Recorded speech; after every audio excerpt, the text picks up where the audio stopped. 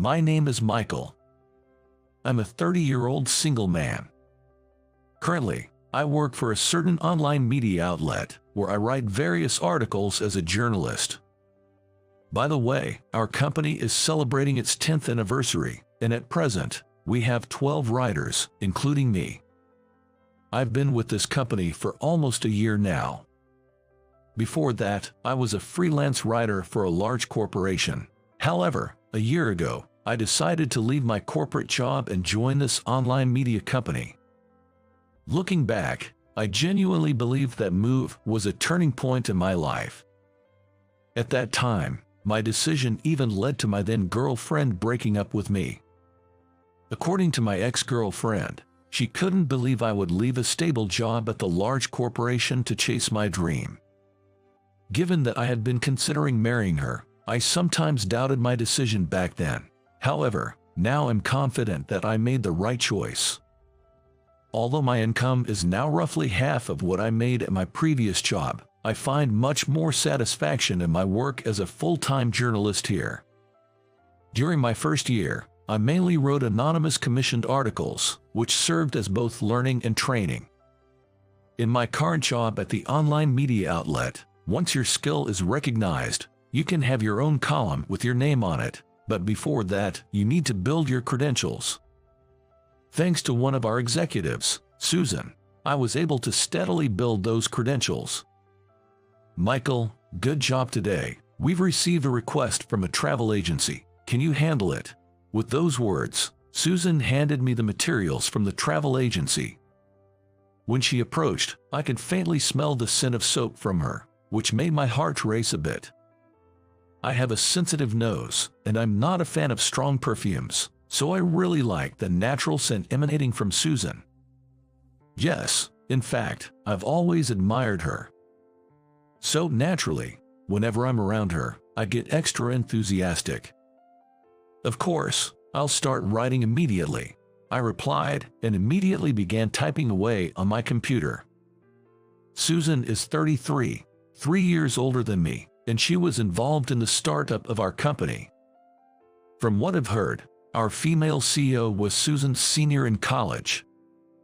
The CEO had recognized Susan's exceptional computer skills and scouted her to be an executive when establishing the online media. The CEO's intuition was spot on, as, in its 10th year, our online media now has over 1 million readers and is popular among internet users. Nowadays, we get regular requests from major corporations, and the company's prospects look brighter than ever. When I first joined the company, I was feeling down after my breakup, but upon meeting Susan, I was immediately captivated by her charm. Susan boasts a model-like figure and is a sophisticated beauty. With her small face, smooth fair skin, and short black hair, she stood out in the office, especially with her vibrant makeup. Moreover, she is an extremely capable woman. She found suitable tasks for our company from the vast information online and consistently secured contracts for us. I also believe that my commissioned articles were recognized because she assigned jobs that suited me. In fact, all the writers in the company often say that it's because of Susan's leadership that we can work efficiently and effectively. Thanks to her sense of design and computer skills, our online media has such a user-friendly and attractive design, which has garnered so many fans. I truly respect Susan and can't help but admire her as an amazing woman. But realistically speaking, there's no way a regular employee like me could be a suitable match for an executive like her. If I were to show even a hint of interest, it would create an awkward atmosphere, making it difficult for me to continue working there. Susan herself is known to always maintain a professional demeanor without showing any vulnerabilities. In the office, she rarely talks about her private life. Even if there's a get-together, she doesn't drink and never joins for the after-party. Rumor has it that a few years ago, a male colleague stalked her. Even though she showed clear signs of disinterest, the guy was so persistent. His behavior escalated to the point where the company couldn't ignore it any longer, leading to his dismissal. Since he was an excellent worker, Susan apparently felt responsible for the outcome. After that incident, she has been very cautious in her interactions with male colleagues. Approaching her aggressively would only cause significant inconvenience. That's why I've always wanted to maintain our professional relationship of boss and subordinate. She's out of my league, always out of reach. But I always comforted myself by saying that just being by her side was enough. However, one day, my relationship with Susan began to change drastically. Suddenly, I was called into the CEO's office. Wondering what was going on, I headed to his office with a racing heart.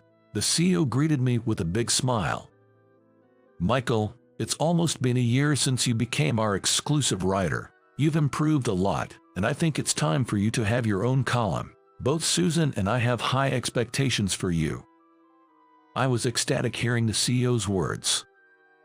I had always wanted to make a name for myself, and now the chance had finally come. Without hesitation, I accepted the CEO's offer, and soon after, I met with Susan in a conference room to discuss the new column. Seeing her face to face made me nervous, but Susan was calm as usual.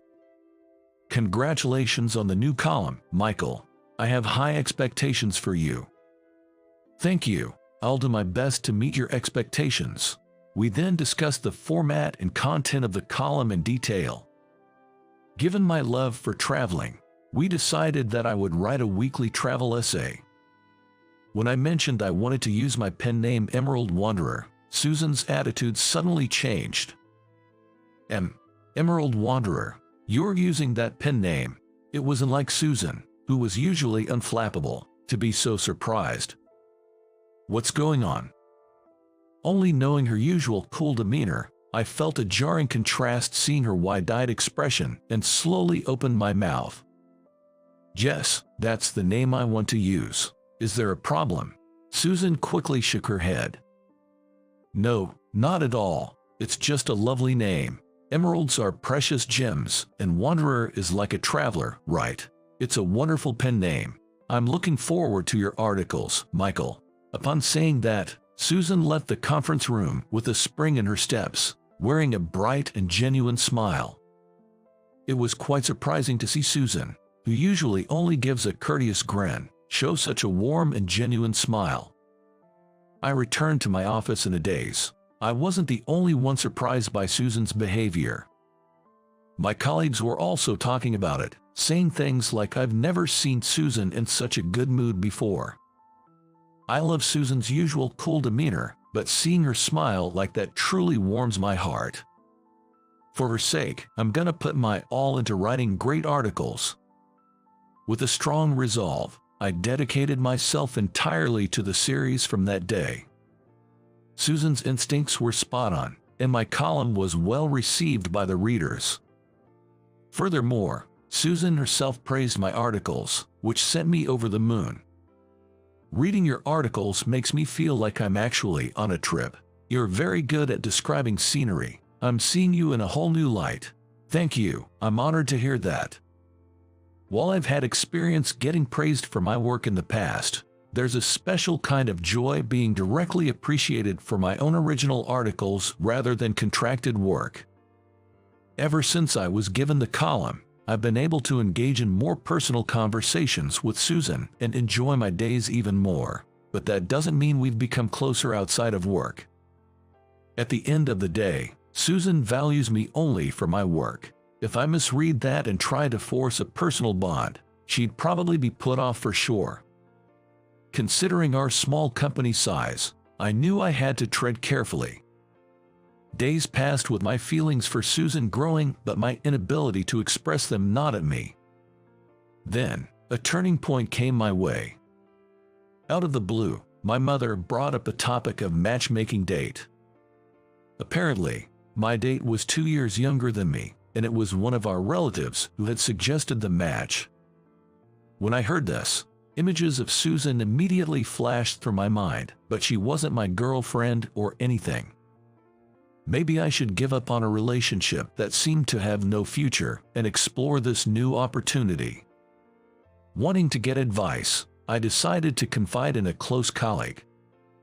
After work, I invited him to a bar, and as we enjoyed our drinks, I told him about the matchmaking date idea, and he listened with great interest.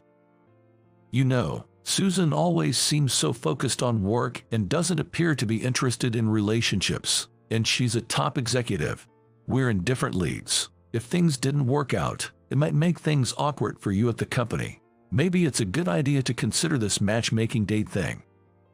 Sitting across a table from him, I nodded occasionally while maintaining eye contact. Suddenly, his face turned white as a sheet. "What's the matter?" I wondered. When I turned around, I saw Susan, seemingly on her way out of the restaurant. Had she overheard our conversation? I saw her walking with her head down, looking uncomfortable, which made me freeze on the spot. Just my luck. Running into her at a bar and, to make matters worse, having her overhear my true feelings about her. Talk about bad luck. After that incident, neither my colleague nor I felt like drinking much, and we decided to call it a night early. My colleague tried to comfort me, saying, "Don't sweat it," but I couldn't shake off my gloom. I thought we have gotten closer, but how should I face her at work now? Nevertheless, I couldn't skip work, so with a heavy heart, I headed to the office the next day. Sure enough, Susan was acting differently, deep in thought when she entered the conference room. She was probably wondering how to interact with me. However, we couldn't avoid the meeting, and as I was pondering how to proceed, Susan suddenly blurted out, "Michael, I might be out of line, but I really don't want you to be set up on any dates." Huh? I would have never dreamt of hearing such words from Susan. I was taken aback, but she had even more shocking news to share. "Michael, since high school, you've been someone special to me. When I heard your pen name, I immediately realized you were the same boy who praised the magazine I made." "Oh, the one with the camellia on the cover, of course, I remember." Hearing Susan's words brought back memories from 15 years ago. Back when I was in junior high, I visited a cultural fair at my dream high school and headed straight for the literature club's booth. The club's magazine was of such high quality that I couldn't believe it was made by high school students. It had a beautiful brown cover with a black camellia drawing, giving it an air of classic literature. On the back cover, the designer's name was written as Camellia. As I was about to purchase the magazine, a nerdy-looking girl with long black hair and glasses sat at the counter. And on her chest, she wore a badge with the name Camellia. Recalling that memory, I looked deeply into Susan's eyes. In that moment, the image of the literature club girl and Susan before me began to merge. Although she wasn't wearing glasses anymore, and her appearance had changed considerably, I could still catch glimpses of the young girl in Susan. Back then, when you were buying the club magazine, you complimented it, saying, "This is a fantastic magazine." Even though I was in the literature club, I had no real talent in writing, so I mainly focused on the design of posters and magazines. Hearing your words at the time, I felt a mix of emotions. But then, you said, "If you can produce such a wonderful magazine, that's amazing." The moment I saw this cover, I just knew I had to have it. Hearing that, for the first time, I felt like someone truly recognized and appreciated me. Even if I didn't have the gift of writing, it gave me hope that I could still contribute in other ways. Susan. The words I said to Susan 15 years ago were genuine. Even if an article is well written, without that something that catches the reader's attention, they might never discover it. In that sense, I deeply felt Susan was a crucial bridge between the work and its readers. It felt miraculous to be working with her now, and my heart swelled with emotion. Tears glistening in her eyes, Susan spoke again.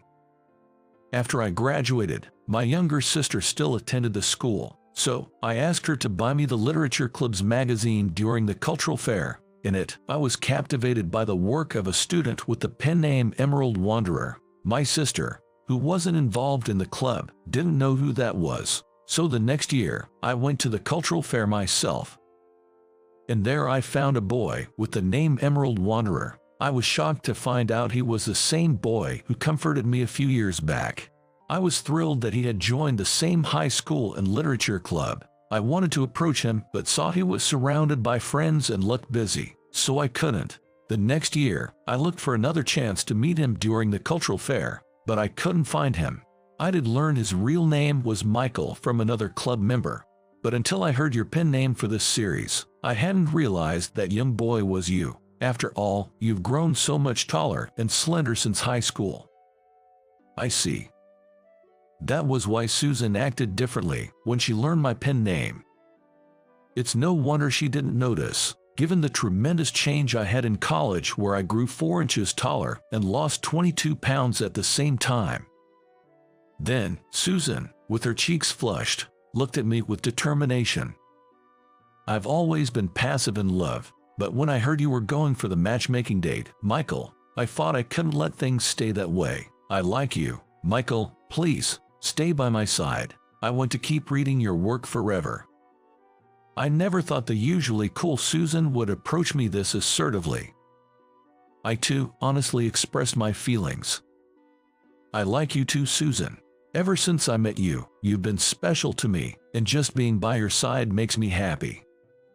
Michael, you've always been a pillar of strength for me. Having you accept me this way makes me so happy, but it's kind of embarrassing, because today, unlike before, I spilled my true feelings. It feels weird. Saying this, Susan blushed, her white cheeks as red as a camellia flower. I felt bad for feeling this, but seeing her like that was refreshing. She's incredibly cute. The contrast of her current and previous image left me in awe, and I couldn't take my eyes off her. From then on, Susan and I officially started dating. Thanks to her, my column was going really well, and my pay had also increased. 3 years has passed after I started working at the company. Now that I finally sorted my work and life, I decided to propose to Susan. Seeing the camellia-inspired design of the engagement ring I chose, Susan laughed amusedly.